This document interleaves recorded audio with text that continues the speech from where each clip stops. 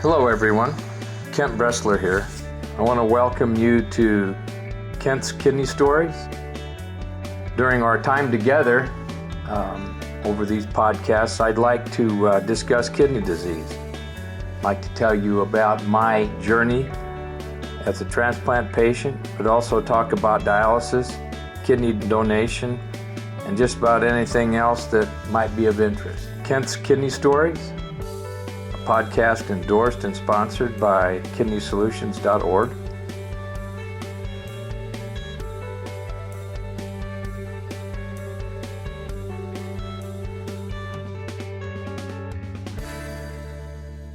Hello, everyone. This is Kent Bressler, ready to do some podcasting today with a really close friend of mine from way out east. And what we want to do first, before we even get started, is say a little prayer. Heavenly Father, we kneel at your feet with all of our concerns and sinful ways. We ask that you watch over us in our time of need and accept our humble gratitude for all that you have provided for us. Give those who are troubled a measure of strength and fortitude. We're asking also for you to send a donor to those who are in need. And we ask all of this in your holy name. Amen. So today, this podcast is actually being brought to you by Natera. It's a great company that does a lot of genetic testing. And they've been so kind to help us out at Kidney Solutions. And Natera actually does advances in molecular diagnostics with integrity and scientific vigor. And it supports integration of information provided their tests into healthcare decision-making. Their tests are clinically validated in over 100 peer-reviewed publications with over 1.3 million patients studied. Now, this being said, this ability is creating a world of possibilities. And we will focus today on solid organ diagnostics. Today, specifically centered on transplanted kidney function, and the process of rejection, and the process also of possible rejection. So thank you, Natera, for your continued support of our efforts at Kidney Solutions. And if you really want to read up on this company and get the real feel for it, I would encourage you to go to Natera, Natera.com. And I trust that in your search, if you have questions, you will call, and I can put you in touch with a lot of folks at Natera who can answer your questions, especially if you're a transplanted kidney patient or heart patient or anything of that nature. Okay, here we go. I got the ability to check eye for eye with my good friend Armand Halter from Connecticut. And I'm going to tell you, we go back, way back. And the most important thing about our friendship, I think, is his ability to know what I need. He's always helpful, and he really has a good hand on the knowledge base for kidney disease. He's been transplanted for 27 years, and he has done very well. And he's going to talk today with us, thanks to Natera for asking him to come in and talk about his situation with his kidney. As I'll just let him explain to you what exactly has happened. Now, this reminded you is of a patient who was 25 years out with a kidney transplant, a deceased kidney transplant. And we're going to turn it over to you. And Armand, thanks for coming in, buddy. Thanks. Thanks for having me. I would start by saying all kidney transplant patients wonder from the day that they get their transplant and how long is it going to last. I don't think we can help thinking about that. And then a lot of us make mistakes in terms of going and looking online for statistics. And the answer is not there because, the average time that you can find online, or the median time you can find online, there's lots of dots to the left and to the right. So you need to work with your doctor and understand what your situation really is. In my case, back in May, what prompted this road that I'm currently on was I had, as part of my normal quarterly blood work, I had a creatinine level of 1.4. Now, for a lot of people, that's not really high. That's what their number is. That's what they run at. But for me, that was in the past normally high. So we did a retest. I hydrated, we did a retest, and it came back 1.4 again. So that was just before my doctor, about a week before my doctor's visit, towards the end of May. And during that visit, he said, there's a cool test out there, Prospera, where they look at the DNA in your blood. And basically what they do is they also look at the DNA from your donor kidney. Now, 99% of the DNA floating around in your blood is your own, because your cells are always turning over. But that foreign body that's in your system also is turning over. And that's about should be around 1%. So I got the blood test about 2 weeks later. They come to your home, very convenient. But then you got to wait. I mean, they send it off, and about a week later, you get your results. And in my case, it came back at 3%. If it's at 1% or less, that would have indicated that there was nothing wrong going on with my kidney, no episode rejection. But since it was at 3%, under the Prospera test guidelines, anything over 1% could be cause for doing a biopsy. In this case, at 3%, it's definitely a reason to do a biopsy.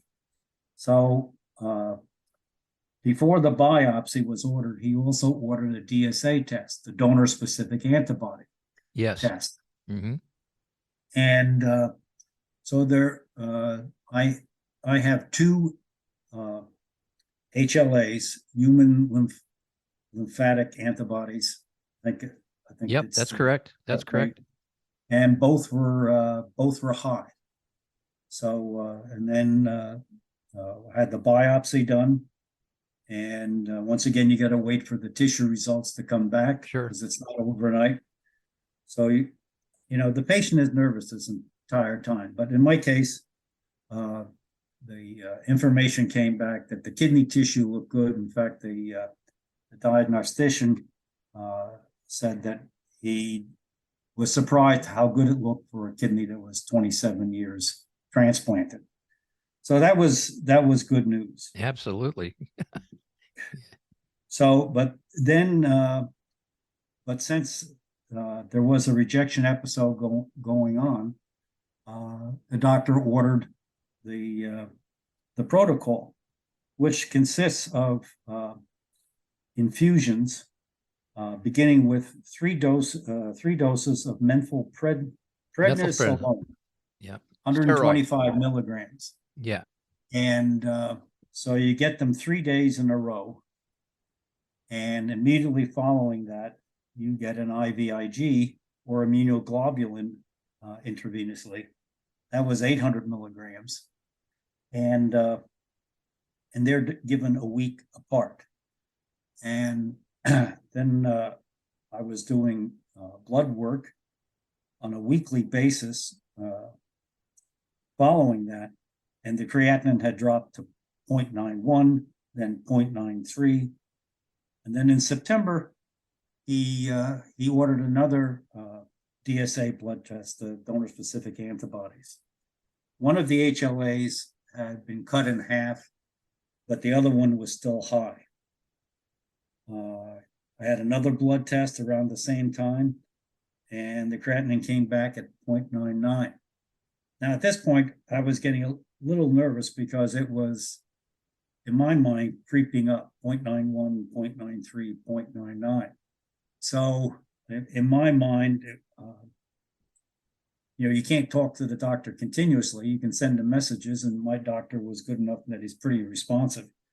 But the feeling is that it's, I'm going back up to a higher number.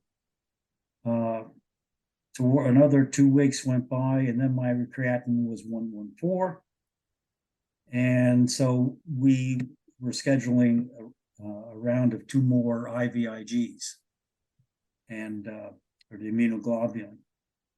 And then we followed that with another Prospera test to see how it was doing.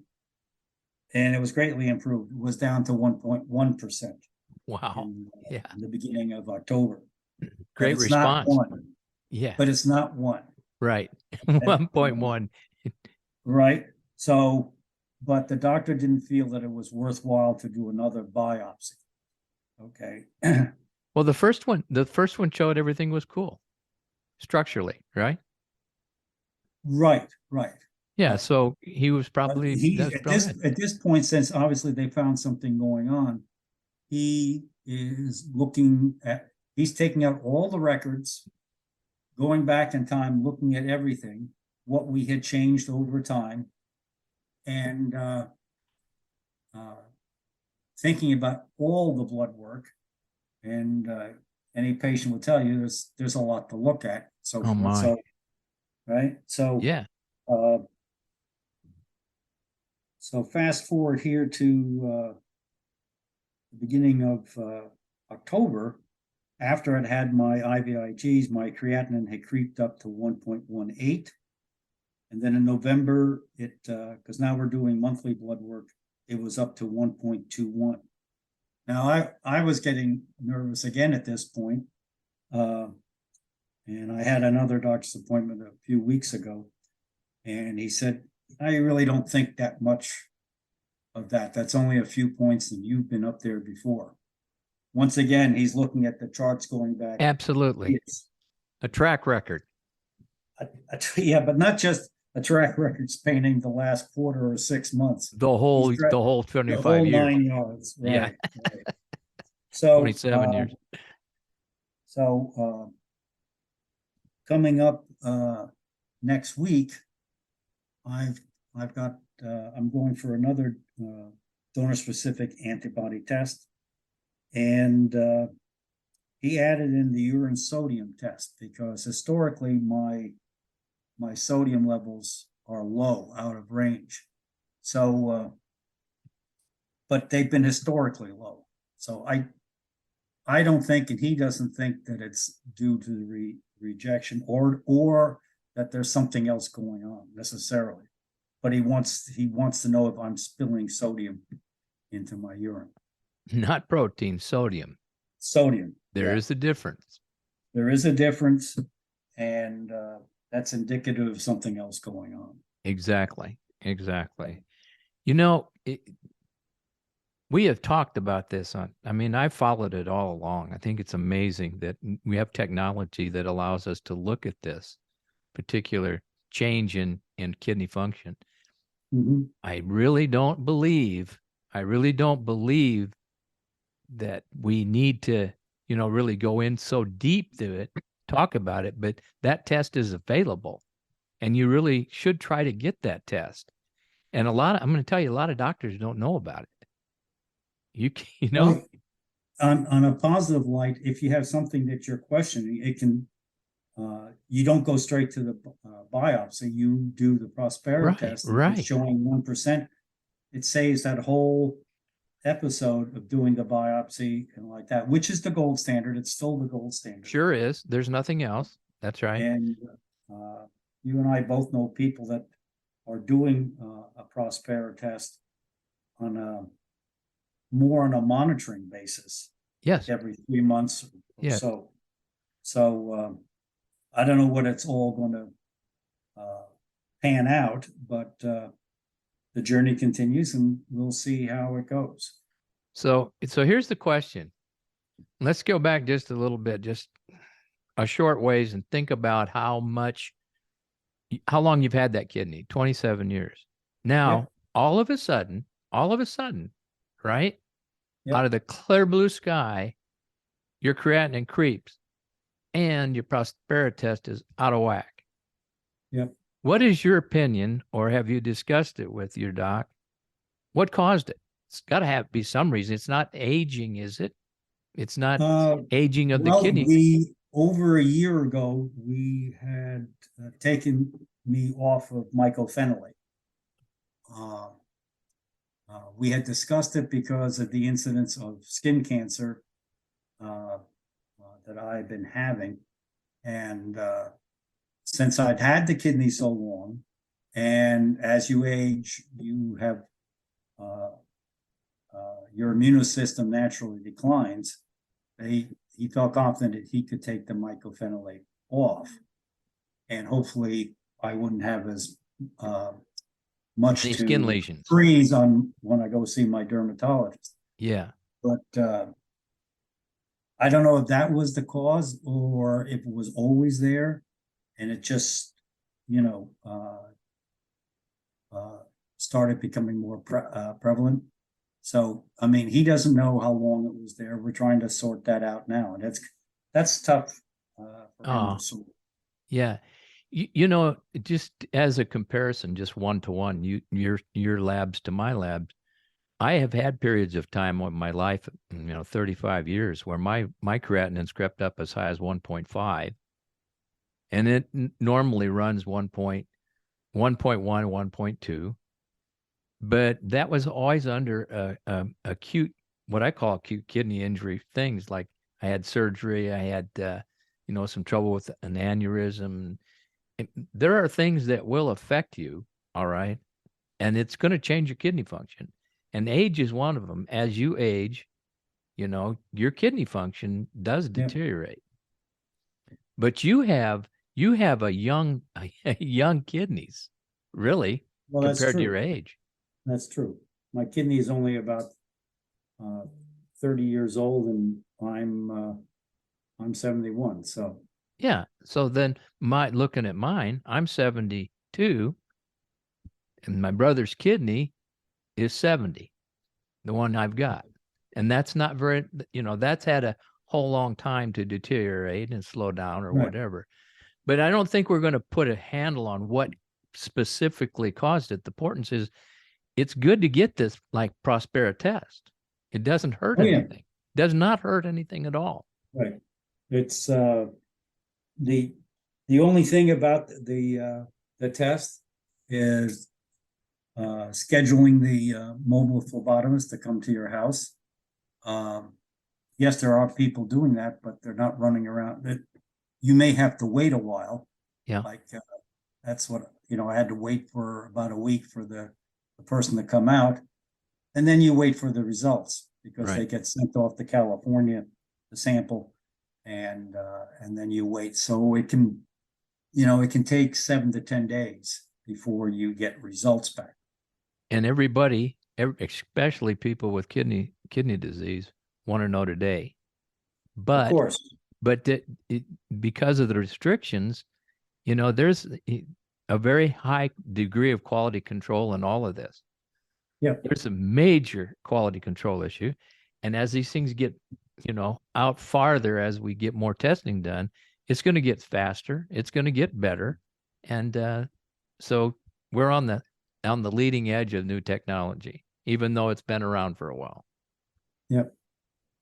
Yeah. No, it's very cool. And, I look forward to hopefully we put off the DSA test until December because since I just had some IVIG, I think the last one was the beginning of October, that the doctor did say that can interfere with the test. With the test. Yeah. So we'll see in about 2 weeks from now where I stand on that. The most important thing to remember, is that this is available, right? Number one, but number two, you have the option to ask. You don't have to just, float around. And people who are listening to this and they go to their nephrologist and they're hoodwig, have no idea what we're talking about. I would encourage you to tell them you would really like to have this test. All right. And at least go through the first test and get a baseline. You don't know, like you don't, and you don't know about kidney function and what's happened in the past because there's no way of recording. It's not like a hemoglobin 1AC that measures over time. It's an instantaneous test, what it is today. So, this could be real expensive. How did you view it? How did you did an Excel spreadsheet, which I thought was pretty cool. Well, unfortunately, right, wrong, or indifferent, I am an engineer, so I'm going to find out. And it's either black or blue, right? Yeah, in terms of the cost, if I didn't go through, you monthly, you get your statements from Medicare, then later on you get it from your insurance company. But since I'm age qualified for Medicare, the Medicare things come in first, and you can see how they've capped the cost. You also see what the raw costs were and like that. I have not yet seen any billing coming to me. Right. So all the costs have been covered. But I will say this, that the raw costs since May, with all the testing put in, including the Prospera test, including the IVs, etc., there's total over $150,000. Now, the normal blood work that any transplant patient does is around $500 or more. And since you start doing it on a weekly basis, monthly basis, that's a lot more frequent than the quarterly basis that I had been doing. I mean, the Prospera test itself is $2,800 here in Connecticut. The DSA test is $485. The biopsy is $12,000. So looking at it on a positive side, if you can do 28, just around $3,000 and determine you don't need a biopsy, there's money saved. There's a lot. Yep. The methylprednisolone, the immunobomb, that's $900 a shot. Yep. So there was 3 of those. The IVIG is $31,500 a shot. That's billable. Yep, but billable it's capped. That's right. It's capped. After Medicare, it was down to $1,000. Yeah. Because it gets capped, and then they pay a bit, and then your second payer picks it up. comes in. So you look up how often does a rejection episode occur? Well, it occurs in about 10 to 20% of patients will experience an episode. Most of those, 10 to 15%, was within the first year following their transplant. Okay, that's why the doctor was surprised with me that it was so late and I'd never had an episode before. Yeah. But the people out there listening have got to understand that it can occur at any time. That's right. And even though it's a small percentage, well, in the scheme of things, 5% is not necessarily small. No. Okay, so 5 people out of 100 will experience it, and not in the first early on in their transplant. As a transplant patient, you as a dialysis patient, you begin full Medicare coverage, and you have your insurance from work or wherever, also as a backup. And you get 3 years out, and Medicare goes away, and you have your commercial insurance. Now with the immunobill, you do have a backup should any have for your immunosuppressants, but you don't have full Medicare. Right. And so with the commercial insurance, 150K, 20% of that's a big number. That starts becoming a big number. So if this had occurred 10 years ago for me, it could have been an issue. I mean, you can budget for it, but it's, basically it's the cost of a deluxe vacation somewhere. Big time. In the case where like 10 to 20% of patients have a rejection episode, in cases where patients have existing conditions like FSGS or, IgA or any of the nephrotic syndromes, you can lose that kidney very quickly, all right, after the transplant. I mean, you can, that illness, i.e. FSGS or whatever the disease process is, can come back and attack the transplanted kidney. So it does behoove you to have this kind of like in the back of your mind that this test it occurs. And another thing on the cost, this company, Natera, I've been listening to them enough, over the last year or so, they have some help. They can help with some of this. All right. And it's important to remember that. Don't be worried about cost. You're worried about your life. If you worry about cost, you lose your life. Just hang in there and, give us a call at Kidney Solutions. We can direct you in the right way. Yeah. And the hospitals also have plans and stuff of how they can help you with the costs and so forth. If you're a low income person, you can apply and they will. I never got into that, but they because fortunately I always had good insurance. I had good insurance and had a decent job, but not everybody does. So no, not everybody's blessed with that.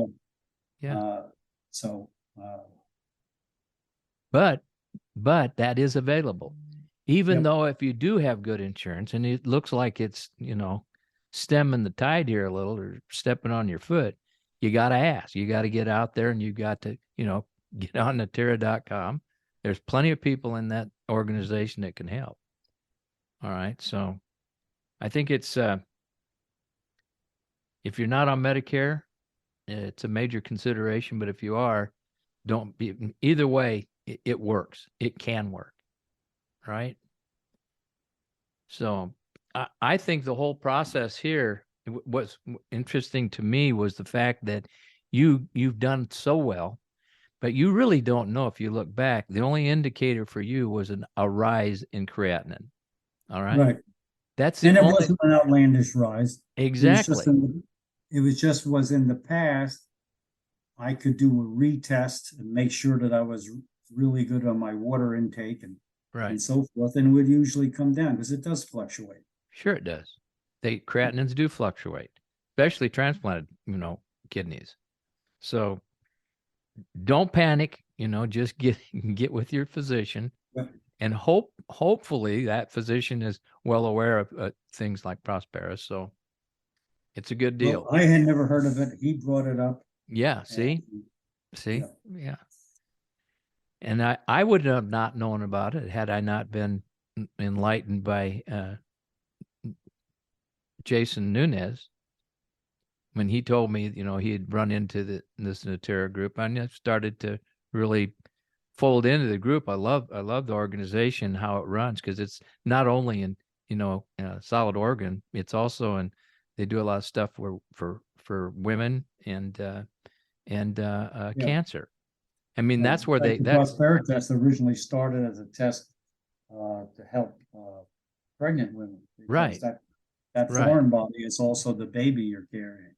That's right. Right. Okay. I don't know of anything else I want to cover. I just wanted to make it sure that people realized that you can have this rejection episode anytime, right? It doesn't make any whether 3 days out, 3 hours out, 10 years out, 20 years out, and in certain cases even more. It can always happen. That's why you need to stay with your physician. Make sure that nephrologist is in the ball game with you and has this new technology available. Ask about it. I think that's the most important thing. Anything else you want to cover? I think we've covered quite a lot, actually. I think we've covered it well. And if there are questions, we can answer those. If people want to, email us, we'll be happy to at Kidney Solutions. We'll get you the answers. Sounds like a plan. Okay, folks, listen. Thank you for listening. And if you do, make sure you like us and make sure that you give us a comment. It's always nice to read the comments, and we've made some improvements with what some people have said on when they evaluate the podcast. So we like to have people come in. If you have people that you're interested in, or you'd like to be podcasted, get a hold of Kidney Solutions, and we'll work from there. So until we meet again, keep breathing.